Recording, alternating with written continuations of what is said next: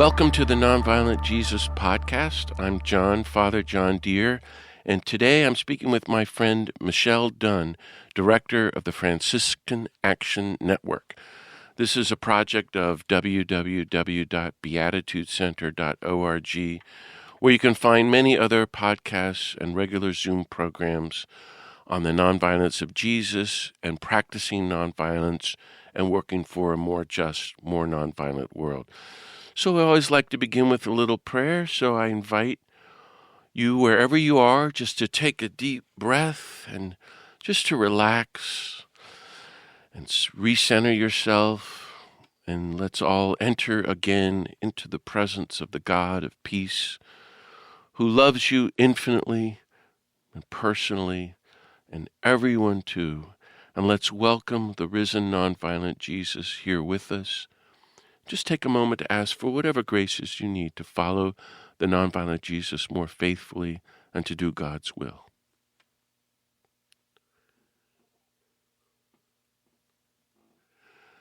Beloved God of peace, thank you for all the many blessings of life and love and peace that you give us. Be with us now as we reflect together on your call to follow the nonviolent Jesus and to work for a more nonviolent, more just, more peaceful world. Bless us, inspire us, disarm us, strengthen us, and send us out to do your will and to do our part to help end poverty, racism, greed, injustice, warfare, nuclear weapons, and environmental destruction, that we might be your beatitude people, your holy peacemakers, and welcome your reign of universal love, universal compassion, universal peace on earth.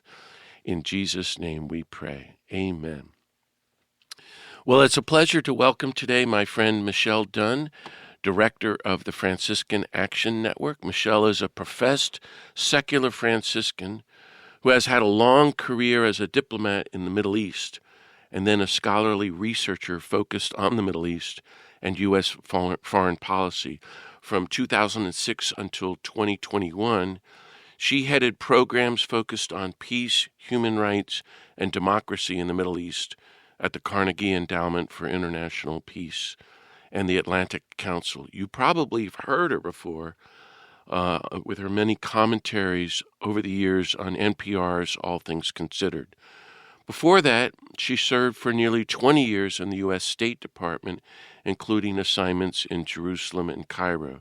She holds a Ph.D. from Georgetown University and lives in Washington, D.C. with her husband, Charles.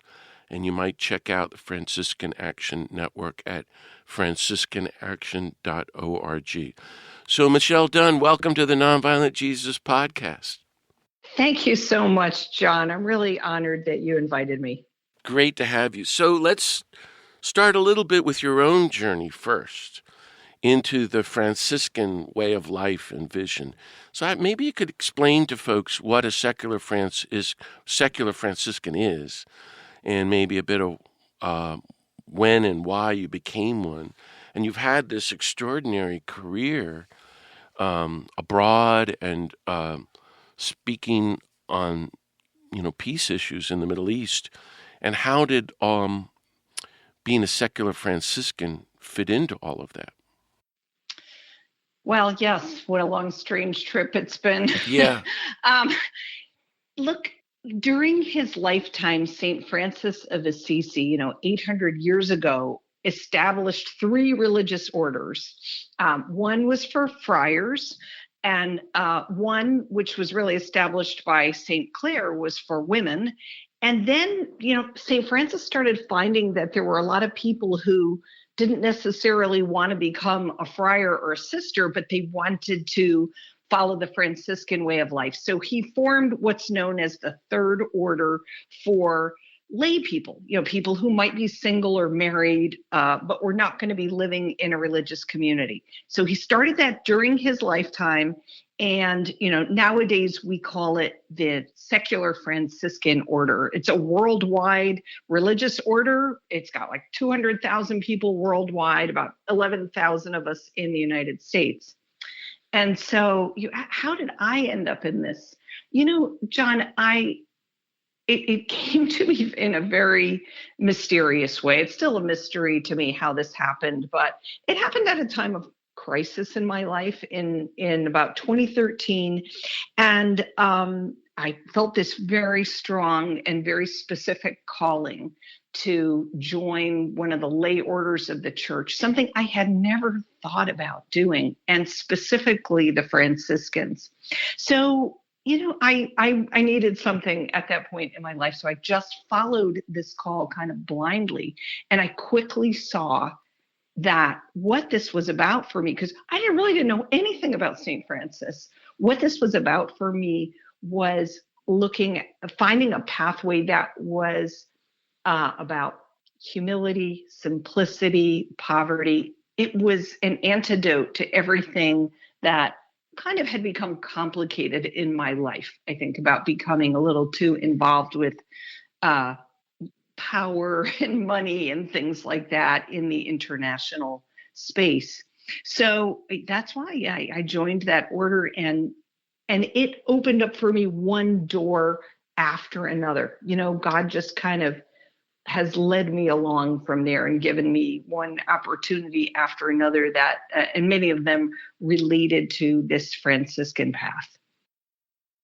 Wow, that's so beautiful. Thank you for sharing that.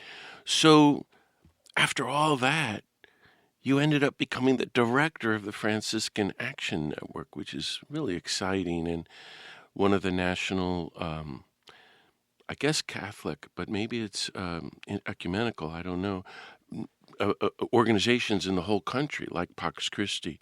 So tell us about that. What does it do, and what have you been working on, and where are you going with it?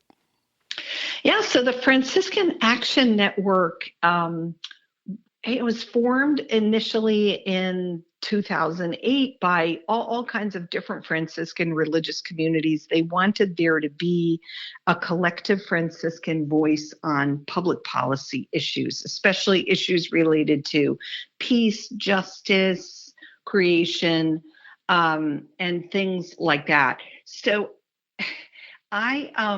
it's funny because after I became a secular Franciscan, I found out about Franciscan Action Network, or FAN, as we call it, and I became part of the FAN grassroots, and I was part of the FAN grassroots, and FAN was really helping me to find a way to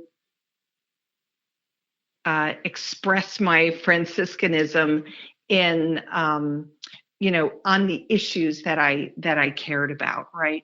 So, there's a thing, by the way, one of the aspects of Franciscanism that I found very appealing is it's a life of prayer and action, not one or the other. It has to be both.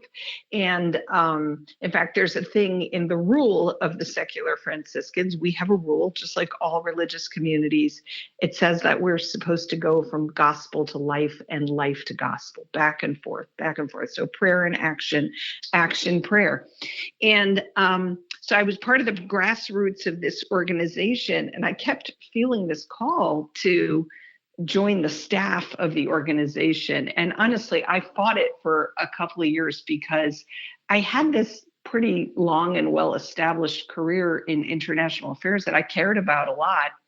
But, I think this was God's will for me to make a change. And I remember, John, by the way, you were one of the people whose advice I asked about this at the time. And you said, 100% do it, go to FAN.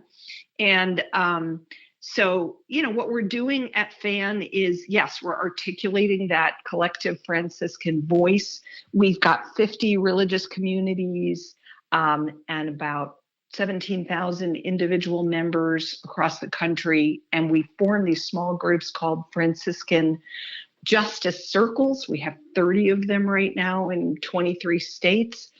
And I find it a very exciting work to be connecting with people. I'm like, how can we take loving action in the world that's rooted in the gospel, rooted in the Franciscan tradition established for us by Francis and Clare, and yet speaking to the issues of our time?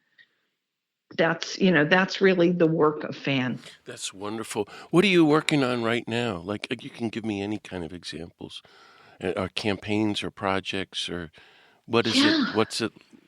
Yeah. What are Well, I folks mean, doing? there's, Or is I there mean, you're look, dealing with everything, all the the issues?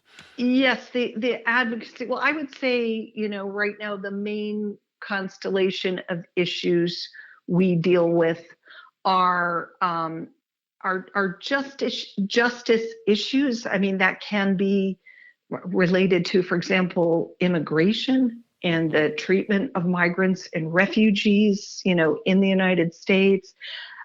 It can be related to poverty, economic injustice, racial injustice. Um, we work a lot on teaching nonviolence and trying, advocate for the United States to play a peaceful role in the world. Um, and we worked a lot on even on democracy issues the last couple of years, and that's related for us to nonviolence, because if we want to resolve issues nonviolently in the United States, democracy is our way to do it, right? Because otherwise, if we don't have that, then things will be resolved by coercion and domination. So those are some issues we deal with, and everything from, like, recently, of course, the Congress passed this big bad spending bill, and President Trump signed it into law.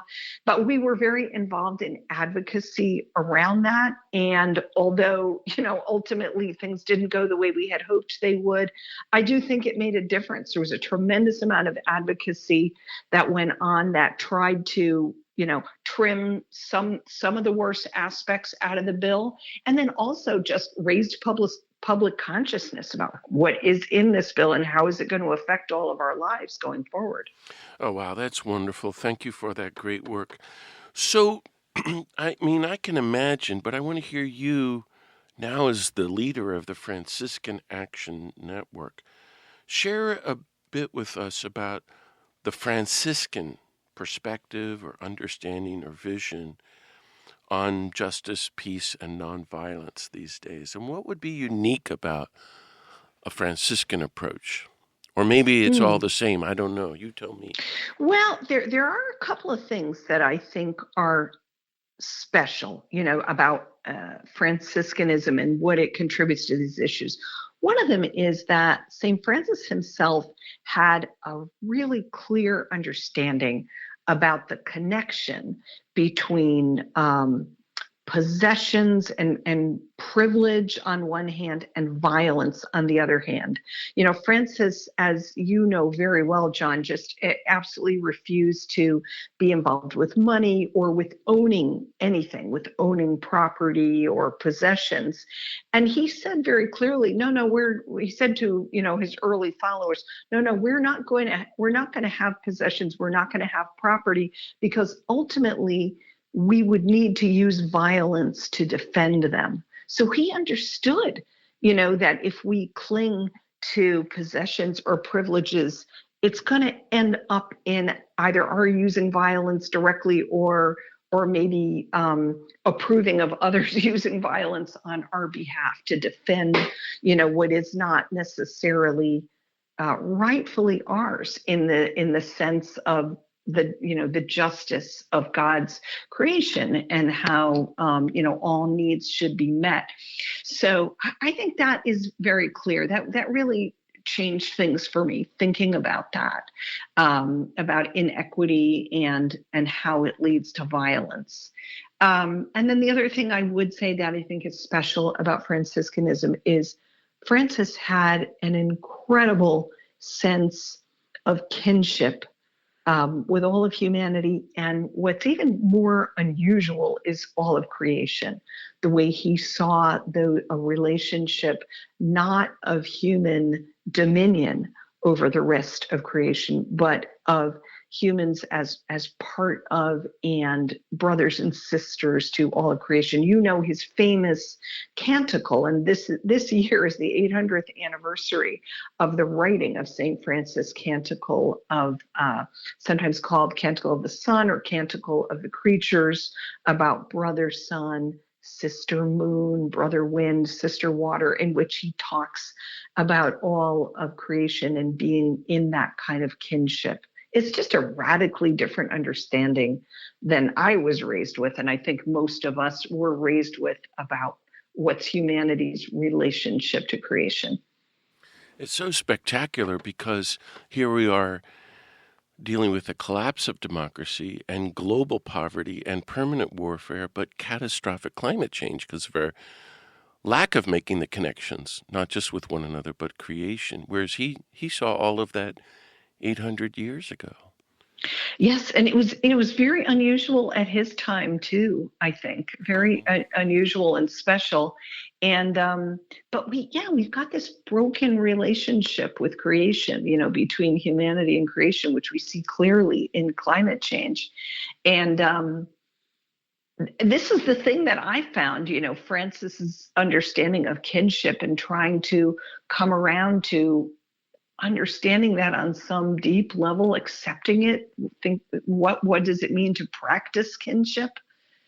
This is I'm not saying it's necessarily the only way to look at it, but I think it's a very special contribution to where we are in the world right now. Beautiful. Well, you and I have talked over the years a lot about Jesus and nonviolence, and so I wanted to ask you what you're thinking about nonviolence and the nonviolent Jesus these days, and what do you share with folks, and where maybe are the challenges or struggles? Because that's also helpful to hear.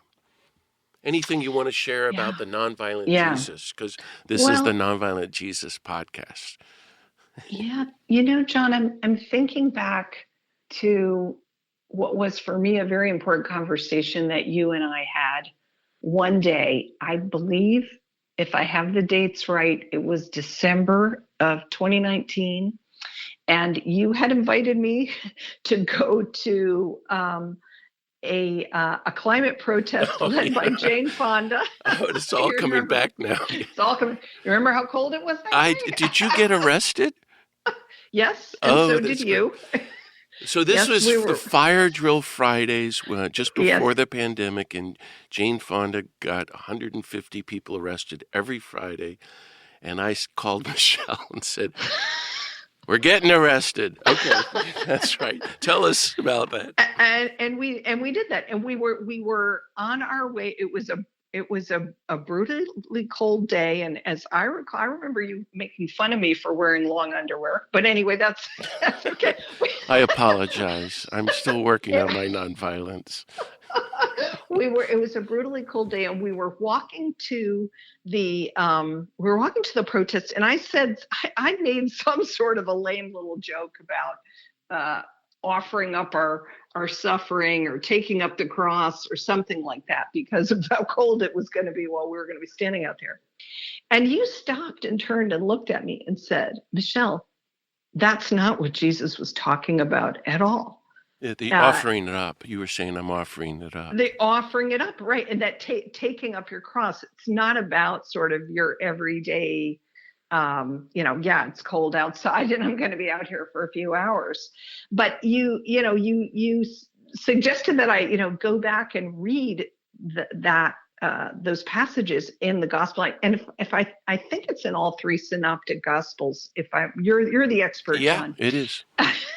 That story where Jesus says, if anyone wants to follow me, you have to take up your cross. And what you really showed me was that there are many aspects to the nonviolence of Jesus, and many of them are gentle and loving. But what he really gets down to it here, it's about courage, and it's about sacrifice, and being willing to sacrifice my own, at a minimum, my own convenience, my own comfort. I often say that, like, advocacy and certainly activism and protest, it doesn't really fit into anybody's schedule. It's it's something that you Right. have to make a decision to do. You have to make some sacrifices, and of course, some people make very large sacrifices in order to, follow Jesus, and to speak up, right, and to speak up for justice and peace and so forth. And so I think about that a lot. I think that is something that it really only started coming into view for me, about that time, right? 10 years or less than 10 years ago for me, starting to say, well, wait a minute, am I serious about following Jesus? And if so, this is going to require some hard things. And I have to be ready for that. That's so helpful. Thank you. Just to unpack it a little bit more, because I ended up writing about our conversation in a foreword later to a book by my friend Art Laffin called The Risk of the Cross, who has also been on the podcast. And the way I heard you say, well, I'll offer it all up, and isn't that what we have to do anyway? It's cold. And you'll have to forgive me because I get on my high horse and start preaching. And once you get me in a protest, well, then all bets are off. And we were walking to get arrested. We were going to shut down the Senate office building to demand action to stop the use of fossil fuels. And Jane Fonda and Reverend Barber and Roshi Joan Halifax and many other friends got arrested, and we spent a long, cold day in a kind of a jail. But it was exhilarating, and I'd love you to say a little bit more about it. But my thing is, having tried to, and I want to know what you think about this. So is that having talked so much about nonviolence throughout my life and to all kinds of groups, and so many Christians were just so clueless. But I'm thinking about the Buddhists, who are worlds ahead of us in so many ways, who can be sitting and meditating. Like, I've spoken to hundreds of Buddhists, and I talk about nonviolence and say, okay, therefore we have to be against the U.S. wars here in Iraq, Afghanistan, and building nuclear weapons, and Palestine. And the whole place erupts. And then I find that some of them have guns, and a few were working at Los Alamos building nuclear weapons. That nonviolence was a very personal thing. And Jesus turns and marches to Jerusalem. That's what I was trying to talk about with you, like Gandhi on the Salt March and Dr. King from Selma to Montgomery, or the Poor People's Campaign. And he's going to do civil disobedience, and they're going to kill him. And he's saying, this is nonviolence. Now we're in an empire much bigger and worse than anything the Roman Empire ever did, in my opinion, headed toward destroying the planet, so even beyond the Nazis. And that conversation was important for me because I'm thinking we all have to define the cross as nonviolent resistance to the empire. There was a great scripture scholar, the great founding one on the nonviolent Jesus, who had a devastating sentence he wrote in 1965. The cross is not a hangnail or a flat tire, or I'm dealing with a difficult in-law. The cross is nonviolent resistance to the empire. And I remember putting the book down. I read that in 1982 and going, holy Toledo. And that's what you triggered in me. How do you, inspire people to that? And now that you're unpacking that, and you're the head of the Franciscan Action Network, basically you're trying to call people, good people, who are already interested in St. Francis and St. Clare, and therefore the nonviolent Jesus, to say, well, this doesn't mean just having to put up with the cold weather or not to complain about it and your personal problems, because we're all got issues and problems. But together we're marching to Washington, D.C. to stop this culture of war and injustice. Yeah, one thing, John, is partly because of my my own journey. I realized like we're all on our own journeys, and we have to be patient with other people and where they are on theirs. So like, look back at me. You mentioned, yeah, I worked for the U.S. State Department for 20 years. Okay, I was a diplomat and I was working on Middle East peace. But I look back on it now, John, and I realize I was so much part of the empire and so much part of, a diplomatic apparatus that works very closely with the military, that approves of the use of force, that approves of economic exploitation, and even the diplomatic processes that I myself worked on. For example, Israeli-Palestinian negotiations were completely unjust, right? And were unjust, and I don't feel good about it looking back on it, right? So Wow. that's where I was, okay, and thinking myself full of good intentions and wanting to make peace in the world, and I was part of all of that, right? And then somehow, God kind of woke me up, and then I had a period, as you mentioned, kind of like doing scholarship and stuff. But even still, even in a think tank, you're still part of the big system in some ways, right? And there's so many issues, as I said, of money, power, etc. And then and even then coming out of that and becoming a Franciscan, and then kind of a long period of trying to learn that spirituality and develop a real life of prayer and so forth. So it's taken me a long time. It took me many years to get to the point where I would even consider going to a protest, and then eventually consider participating in civil disobedience and things like that. And then there are many people, including yourself, who've been far more courageous and far more bold about that than I have been. So look, and so now when I meet people, and I do meet people in our Franciscan justice circles and in our network and so forth, and I'm trying to just be totally accepting and understanding that people are at all different points. It's not even a linear journey. I'm making it sound linear, but they're at all different places in their spiritual journey. And that, at FAN, we're trying to be there for them to provide kind of the spiritual underpinnings for taking loving nonviolent action in the world, and then also to provide the opportunities, but never to push, because some people are called to different things. Not everybody is called to the same thing, and certainly everybody is not called to the same thing at the same time. That is so beautiful, Michele. Thank you so much. And of course, you're right. Love is patient, love is kind. And now I'm a cranky old activist, and patience and kindness aren't my strong point. After been at this for 400 years or whatever it seems. But so that's really lovely. You've been patient and kind with me, well, for sure. It's helpful. So I'm going to disagree with you. Yeah. You got to say a word about that great day. And I think what Jane Fonda and friends at Greenpeace did was a kind of a Jesus campaign. Like they're going to march into the White House and Congress every Friday and shut the government down in really meticulous nonviolence. But just give us a word what that day was like for you.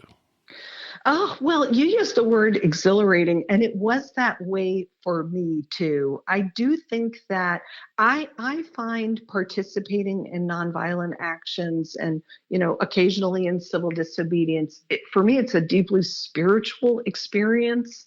It's almost, I would describe it as contemplative in a way. And then there is the exhilaration of being with other people in solidarity with other people, and you're all, believing in something and doing something really unusual, and taking a risk together. So that is, exciting and exhilarating. Recently I was participating in one of the big No Kings protests. And I was talking to a friend about it a few days later, and he said, "Well, why did you even do that? What difference does that make? That didn't change anything that Trump or anybody else is going to do."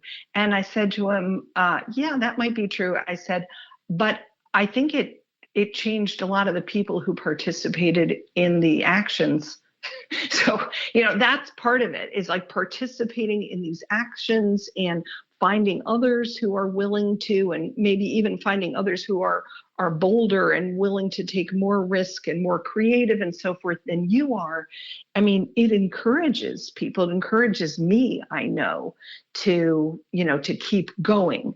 So, and to, keep open to that I mentioned before, like sort of God, putting doors in front of me and saying, "Well, what do you think? Would you like to walk through this door?"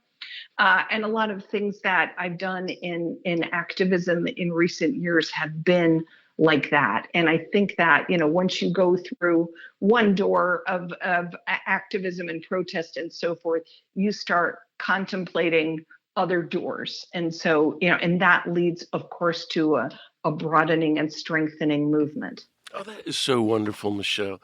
I love listening to you. It reminds me of, I'm pressing, when I was a dopey kid and pressing my teacher, Daniel Berrigan, and he says nonchalantly, "You only got enough light for the next step," which is just like something Buddha would say. And hearing you about No Kings, my older brother and his wife, can you imagine the poor guy having to have me as his younger brother? He's never been to a protest in his whole life. He figures that's your department. He and his wife, my sister-in-law Karen, went to the No Kings protests, and they were ecstatic.